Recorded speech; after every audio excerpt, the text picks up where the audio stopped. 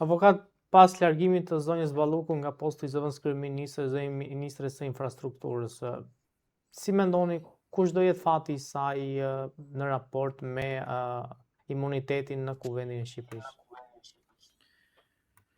Them realist me ju, imuniteti për mua është thënë që në fillim që do të jetë një rrugë e gjatë procedurale, rrugë e gjatë e spostimit qeveritar, dhe këto dy fakte më janë provuar dhe publikisht, sepse kam qenë ndër të parët që kam thënë në realitet të qytetarët shqiptar që Spaku është një godin e cila thjesht ka ndryshuar tabelën, por nuk ka ndryshuar mentalitetin e manualit të 1944.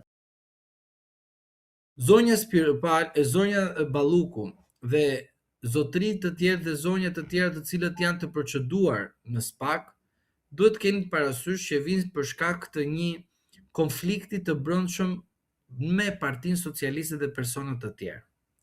Por ajo që unë dua të citoj tek ju është kjo: koherenca e zotit Rama kundrejt drejtësisë së tij dhe kundrejt personave të cilët ai i ka bekuar duke marrë poste të larta shtetërore, por nga ana tjetër, në vend që ata të ikin me kokë lart nga politika, pothuajse të gjithë ata kanë përfunduar në drejtsinë e Partisë Socialiste, në drejtsinë e SPAK-ut.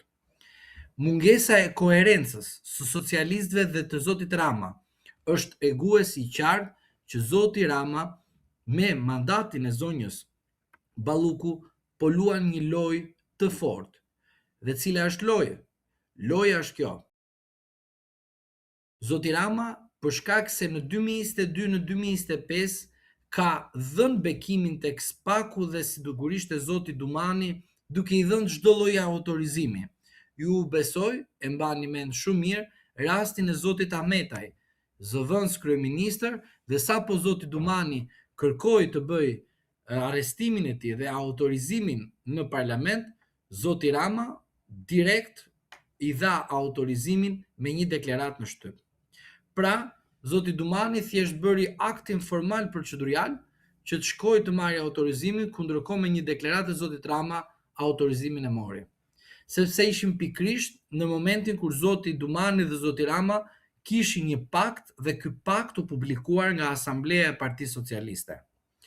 Zoti Dumani në 2022-2025 bëri atë çfarë zoti Rama kishte kërkuar dhe ai e zbatoi pik për pik projektin e zotit Rama. Arrestoi zotin Berisha, arrestoi zotin Beqaj, arrestoi zotin Meta, arrestoi zotin Dako, arrestoi zotin Veliaj. Pra, zoti Rama në të njëjtën kohë, por edhe zoti Dumani tha që unë po i arrestoj dhe majtas dhe djathtas, por jo atë që komandon në borrin e qeverisë që është zoti Rama. Pse e bëri pikrisht këtë gjë? Sepse zotit Rama ju desh një sakrificë brenda Partisë Socialiste. Pra, largimi i personave të tij të afërm dhe spostimi i tyre në aspektin politik tek drejtësia e re e reformuar nga ai. Por duke mbaruar filmin dhe estradën, do thoya nga njëra anë, por nga ana tjetër realitetin e hidhur brenda Partisë Socialiste, zoti Rama zgjedh që në momentin e fundit që zoti Dumani largohet nga drejtimi i SPAK-ut, i kërkon atij dhe i thotë: të lutem, dosjen e Ballukut çoje deri në fund. Dhe ai para se të iki shkon edhe firmos jo vetëm procedimin ndaj zonjës Balluku, pra e marrjes së pandehur, por edhe kërkesën e sajt për sa i përket arrestimit. Ju duhet keni parasysh diçka. Një prokuror i cili në momentin e fundit firmos arrestimin e një personit dhe në atë moment ai ikën dhe largohet, për mua quhet një goditje ndaj prokurorit të ri i cili shkon në parlament vazhdimisht dhe e din që po zgjatet një procedurë, kundërkohë kolegu i tij më parshëm e ka marrur për një person me të njëjtin funksion, e ka marrur brenda 24 orë autorizimin nga zoti Rama pa vajtur në komisionin e mandateve. Kjo tregon që zoti Rama ka përdorur intrigën kundrejt prokurorit të ri zotit Brau dhe zoti Brau është vulnerabël në aspektin e paraqitjes së tij si një kryeprokuror i ri i cili ka pritshmëri nga qytetarët që duhet parë a do të jetë në të njëjtin nivel si zoti Dumani apo do të jetë nivel më i ulët në aspektin e arrestimeve dhe procedimeve të figurave të larta shtetërore. Pra, zoti Rama, duke përdorur zotin Dumani, arriti atë që desh deri në momentin e fundit. Por, mos harroni një fakt tjetër shumë të rëndësishëm. Pasi ndodhin ngjarjet 2022-2025, zoti Rama është kënaqur vazhdimisht me Republikën e Prokurorëve. Nga Republika e Prokurorëve, zoti Rama ka cituar publikisht vazhdimisht burg për të gjithë të tjerët përveç vetes së tij. Por, në momentin që zoti Rama shikon që brenda Partisë Socialiste ka një reflektim, por edhe ka, do thosha edhe një frikë të brendshme për sa i përket pozitave të ndryshme që ai i propozon personave. Dhe personat thonë, unë mund të vi në pushtet me ty, por nuk mund të vi pas pushtetit pa ty të qenurit i pandehur të futem burg për ty. Prandaj, zoti Rama, duke e parë që po ekziston një pikpyetje rreth tij për sa i përket përfundimit të karrierës së një personit, ai shpiki lojën e famshme dhe loja është kjo, që unë tani e tutje nga 2025-a, pasi Dumani largohet, pra zgjatimi im nga Asambleja e Partisë Socialiste largohet, unë tani duhet të tregoj tek qytetarët shqiptar që nuk jemi republikë prokurorësh, po jemi republikë parlamentare. Dhe ai mori rastin e zonjës Balluku deri në fund, duke e mbrojtur personalisht edhe duke thënë që jo, Partia Socialiste do të mbrojë parimet kushtetuese dhe do të mbrojë Republikën parlamentare. Kjo është loja e zotit Rama që do t'rregoj te figurat të reja që unë deri në fund do ju mbroj, po kjo është detyra ime. Prandaj them që loja është shumë e madhe, filmi është i tej zgjatur, por unë jam i bindur që në rast se zoti Rama ka guximin të veprojë, duhet të lejoj që drejtësia e tij të arrestoj pse jo personin që ai e ka bekuar dhe e ka vendosur në pozita të larta qeveritare. Në fund, zoti Rama, pasi të ketë kaluar këtë procedurë, do të dali dhe do të flas tek njerëzit e Partisë Socialiste, por edhe qytetarët në tërësi, që ne bërëm çfarë ishte e mundur të pengojmë Republikën e Prokurorëve të instaluar nga drejtësia e vërtet që ai mendonte që ishte. Por, në fund fare, ai do përpiqej të japi tek persona të tjerë mundësinë që unë jam personi që mbroj deri në fund dhe me mua do jetoni në qeverisje, jo vetëm se duhet të jeni të ndershëm, por në fund fare sepse duhet të jeni patjetër nën mbikëqyrjen time. Autorizimi i dhënë ndaj zonjës Balluku nuk ka pikë vlere për zotin Rama, sepse ai pothuajse ka ezauruar të gjitha ato hapësirat procedurale dhe kohore për të arritur çfarë? Që në fund fare, edhe sikur procedura e dhënës së autorizimit të jepet, zoti Rama duhet të jetë patjetër i shplar në aspektin politik tek antarësia e Partisë Socialiste, duke thënë, në fund fare, se Partia Socialiste nuk bën avokatin e askujt dhe përgjegjësia është individuale dhe jo kolektive. Avokat, çfarë pritet të ndodh brenda PS-s? Duket sikur po fillohet të ketë një lloj ngërçi mes njëri tjetrit. Partia Socialiste pas 2021 ka qenë patjetër në një situatë kaotike, por kjo nuk dukej për arsye se pushteti dhe paraja janë një ndër instrumentet më të rëndësishme ku Partia Socialiste ka qenë gjithmonë pothuajse në të njëjtën linjë ku ka qenë në pushtet. Ju duhet të dini se Partia Socialiste ka disa grupime.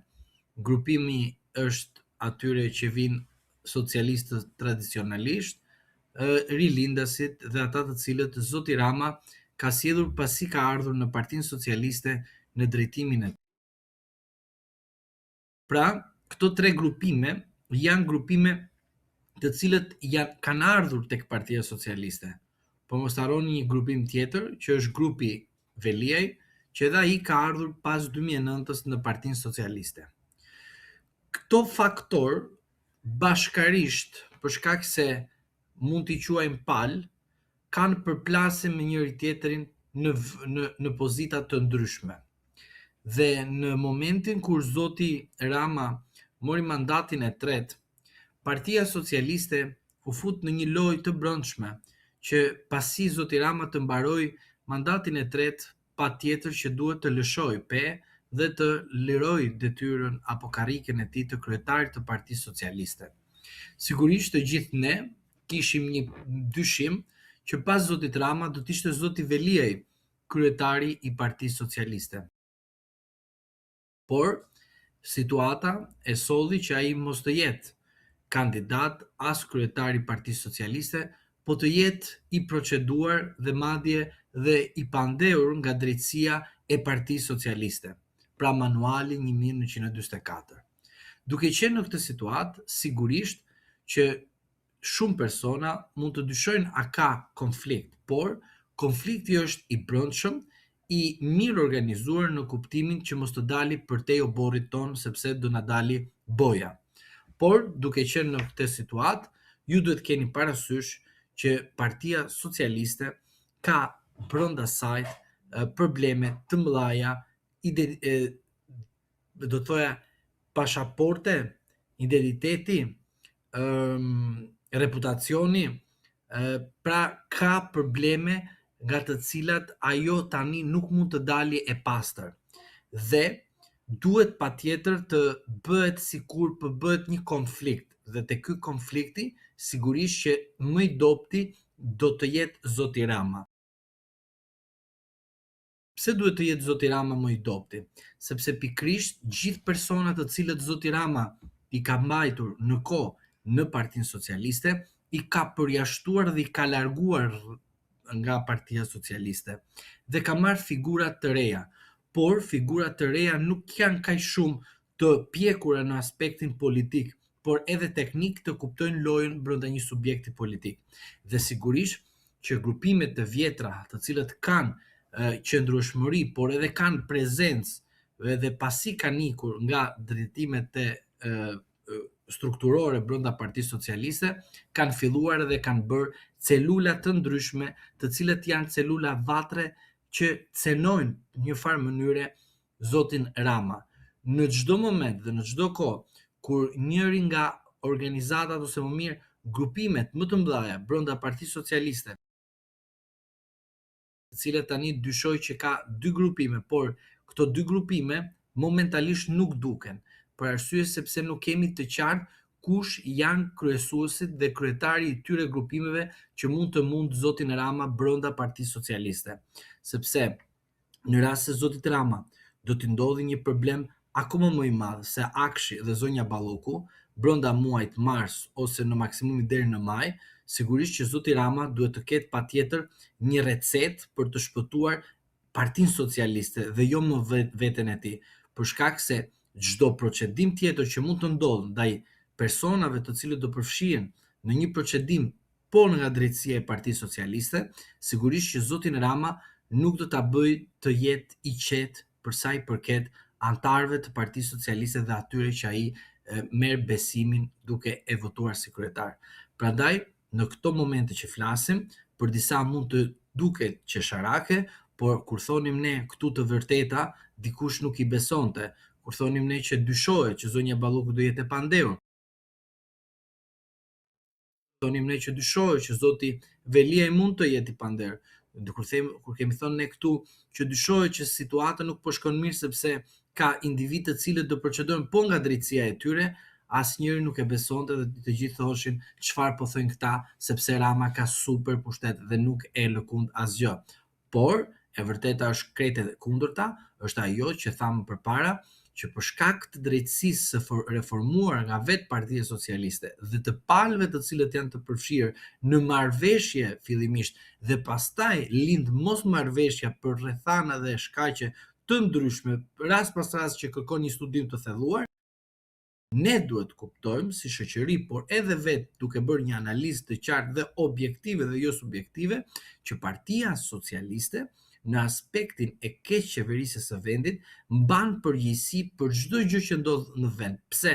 Sepse 11 maj dhe pranimi që të formohet qeveria me 83 mandate është një goditje e rëndë për Partinë Socialiste për shkak se çdo përgjegjësi që ndodh tek Akshi, tek rrugët, tek uji, tek dritat, të gjitha këto bjen mbi kurrizin e Partisë Socialiste dhe zotit Rama. Avokat, faleminderit shumë për intervistën, ishte kënaqësi. Edhe unë falenderoj për ftesën.